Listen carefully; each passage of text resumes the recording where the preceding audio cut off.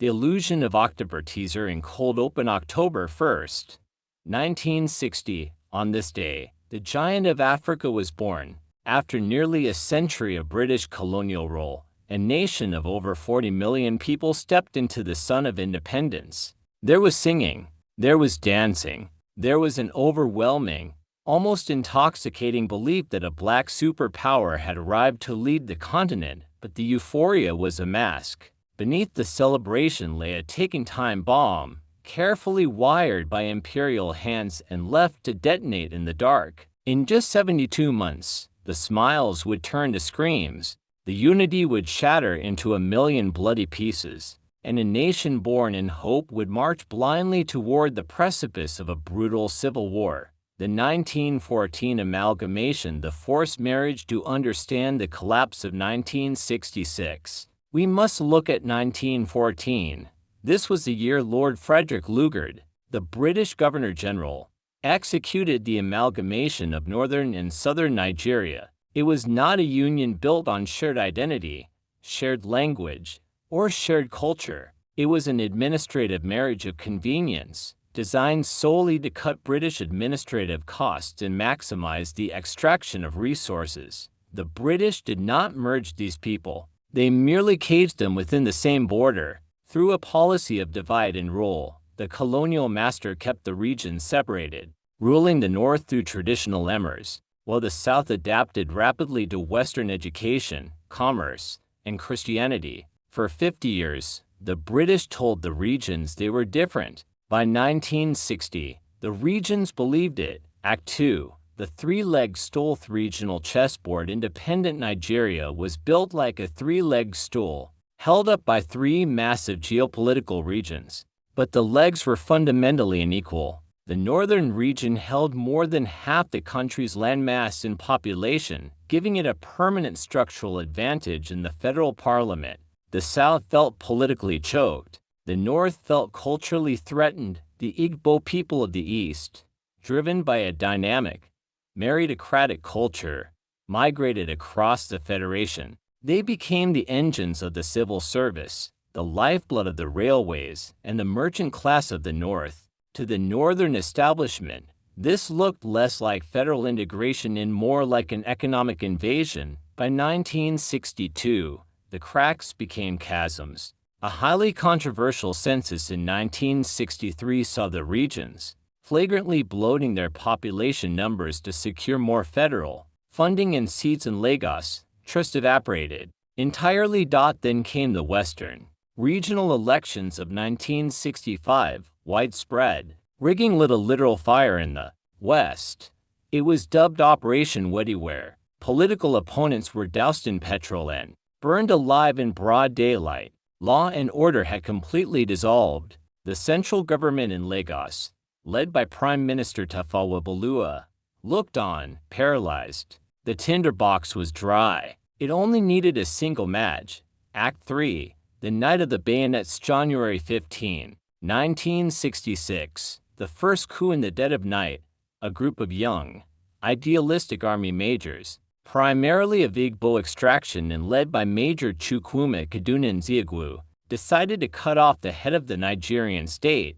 They called it a purge. They claimed they wanted to rid the nation of corrupt politicians who were tearing the country apart. The execution was ruthless. In Kaduna, Major Nzeogwu led an assault on the residence of Sir Amadu Bello, killing him and his wife. In Lagos, the Prime Minister was abducted and killed, his body left by a roadside. By morning, the political leadership of northern and western Nigeria lay dead, but in the east, the coup faltered. Igbo political leaders, including Premier Michael Okpara, survived. Even more critically, the head of the army, Major General Igwe and Igbo, successfully crushed the mutiny in Lagos and took control of the state. The ominous aftermath in Decree 30 referred to a traumatized nation. The optics were devastating.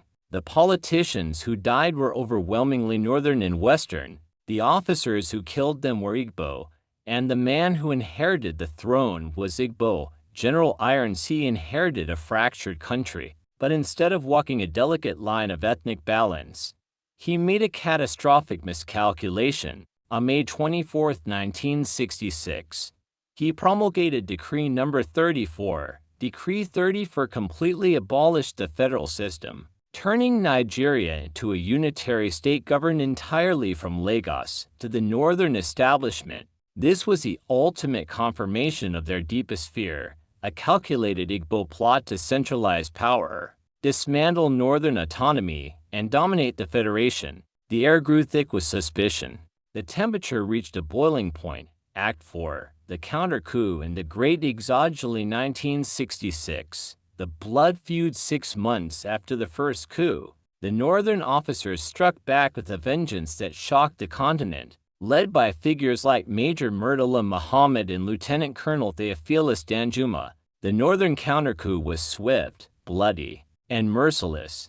General Ironsea was arrested in Ibadan, stripped, beaten, and executed alongside his host, Colonel Adekunle Fajui. Across military barracks in the west and north, Eastern officers were singled out, dragged from their quarters, and systematically executed by their comrades in arms. Out of the smoke of the counter-coup, a 31-year-old northern officer, Lieutenant Colonel Yakubu Gowon, was installed as the new leader of Nigeria. But the violence inside the barracks could no longer be contained. It spilled into the streets. The pogroms and the road split between May and September 1966. Waves of organized violence swept across northern cities.